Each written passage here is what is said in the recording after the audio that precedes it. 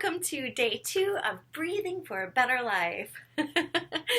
If you are watching this, congratulations, you made it through my desperate plea to get you excited about breath work, and I thank you for that. And I know that I get really cheeseball and over the top over this, but it's because of what a big impact it's had in my life.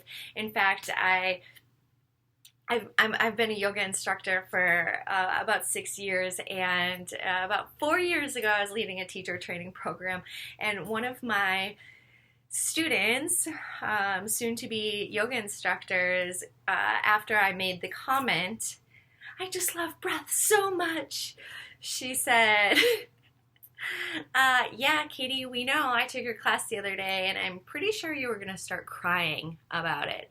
And I said to her, I probably did start crying. So it's because of what a huge impact it has had in my ability to deal with depression and, for me, anxiety, which really just was taking hold at that point in my life. I was going through a pretty hard time, and because of starting right where you're starting right now, I was able to really reboot my life, and so that's why. So I know that it seems a little over the top, and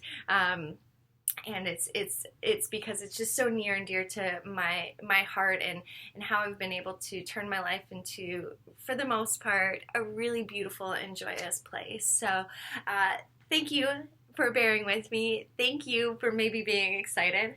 I'm just gonna go out on a limb. And thank you for making it to video 2. I'm not going to talk too much about the why. We talked about stress and how this can really affect your overall wellness just by taking this course. I just do want to talk to or speak to the mantra that we used yesterday. Yesterday's exercise was just a 1 inhale, 1 exhale breath with the mantra, this breath in and this breath out. What happens when you get really stressed out, the brain tends to do a ping pong ball thing, and it actually adds to the stress levels, because it can give you, the brain is kind of like an alarmist. It's like, let me give you the worst case scenario for pretty much anything that pops into your head, and that's okay. It's its job. We'll, again, discover a lot more about this once we get into the meditation courses. But for now, just knowing that we give that mantra because we're just kind of trying to stop the ping pong ball effect. Okay? So yesterday was this breath in, this breath out, a little mantra, 1 breath, and what you're doing when you're doing that sort of breathing is kind of creating what we call circle breath. So it's an inhale that matches the length of an exhale, right? So if you follow it, if you kind of start to create that rhythm, so let's say we'll take yesterday's breath of this breath in and this breath out, and we'll start to continue that on and create a little bit more of a rhythm with it, so that every inhale matches the length of an exhale, right? And you can start to kind of find your own rhythm. And I would love for us to try this on really quickly. And I just want you to come back to that same stance that you had yesterday. It's the open chest, relaxed shoulders. Again, I'll jump into instructor mode, put that hat on here for a moment. So take a moment, still yourself. If it's standing, sitting, whatever, as long as your spine is nice and straight, and then close your eyes. And know that your eyes don't have to be closed for this exercise, so you can do this while you're driving. I wouldn't recommend closed eyes. And relax through the small muscles of your face as well. See how gentle you can become in your own physical body, with the exception of that really long spine. And here we go. I'll guide you through it. Inhale this breath in. Exhale this breath out. Again, in through your nose, inhale. Exhale out through your mouth. You could also go out through your nose, whichever feels better to you. Back to that rhythm. Inhale. Exhale. Inhale. Exhale. Maybe come back to mantra. Inhale this breath in. Exhale this breath out. Cool. Open your eyes. We'll pause right there. We're going to come back to breath again here in a moment. How do you feel? Take just a moment to kind of notice if there was any shift for you emotionally, energetically, physically, just by kind of finding that rhythmic breath. My hope is that your answer is yes. If not, that's okay. Sometimes the communication is enough. The communication of the breath to your body, to your brain. Over time, you start to feel more. So if you're not feeling any sort of shift, know that it doesn't mean this isn't working. This is still working, I promise you. Okay. When we're talking about circle breath, I'm going to use a lot of Sanskrit terms here in this training and in the meditation trainings because that's where a lot of this comes from. So first, let's talk about the Sanskrit word for breath, which is pranayama. It's breath of victory, breath of life, right? It's your life source. You're not breathing, you're not living. And so pranayama is a word that you might hear me use every once in a while. Now, circle breathing also has a Sanskrit word, and that's the title of this breath that we're working on today. As you can tell, so far it's just an extension of what we did yesterday, which can make it really easy for you to build day to day. As I said, each day we'll start to actually, I don't know if I said this, but we will each day become a little bit more difficult in the technique, but this is not anything that I want everything to feel accessible. Let me put it that way. Circle breathing in Sanskrit is Sama Vritti. And I have a cute little chart for you, and it looks like a 5-year-old, and I didn't have a black marker. Can you see this? Okay. It might need to be flipped too, I don't know. So, Sama Vritti. And you can see a circle. And that's the breath that we just did. It's an inhale and exhale. I'm using the camera. Inhale, exhale. Now you notice that there are some other shapes here. So there are different types that we can do. We can start to add in a hold to this breath. And all of this falls under the Sama Vritti title. Circle breathing, triangle breathing, both directions, and square breathing. What the heck is she talking about? The hold. So we'll go inhale. I'll guide you through one of each of these at the end. We'll go one inhale, one exhale, and then hold the breath there for a moment. And then on the next one, we'll do inhale, and then you'll hold the breath at the top, and then you'll exhale. And then in this last one, it's a little bit more challenging to do, but you'll inhale and then hold, exhale, and then hold. And I hope that's starting to make sense, but again, we'll try this on. So if it's kind of feeling over your head at this point, cool, you're doing great, stay with me. When we're talking about, so we always want the inhale and exhale length to match. So for instance, if you're breathing in for 4 seconds, I always want you breathing out for 4 seconds, even if you're adding in a hold. You could potentially, let's use this first triangle as a guideline. You could potentially, on your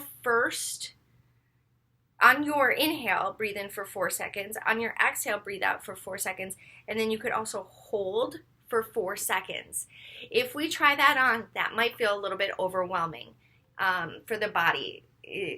Your body might do the opposite of what we want because it'll panic like, oh my God, I need a breath in, right? So we'll inhale, exhale, hold, maybe 4 seconds in, 4 seconds out. And then I recommend, especially as you're getting going, just doing a 2-second hold. So half of what the length of your breath is. So in this instance, you'd breathe in for 4 seconds, hold for 2 seconds, and then breathe back out for 4 seconds.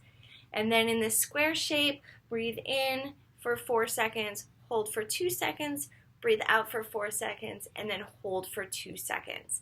So I hope this is starting to make a little bit of sense to you. Let's try some on, but first, one more thing I just kind of want to talk to you about.